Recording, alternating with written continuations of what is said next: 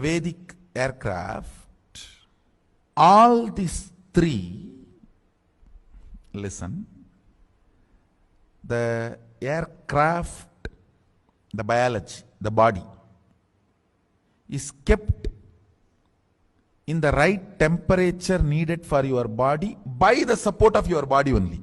There is no separate circuit. And that same circuit only generates the energy of accelerating the equipment.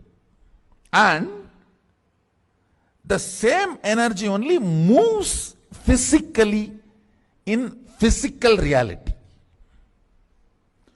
No three separate mechanism to keep the air pressure inside the flight. One separate mechanism is used in aircraft, and to create the pressure,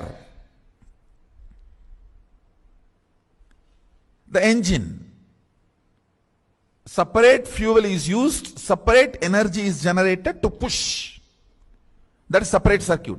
The third, this movement happening is balanced and kept up and low, or increasing or lowering the speed based on the way we want. The physics, chemistry, biology of aircraft is separate because it is conceived by the brain, which believes intensity and continuity is separate.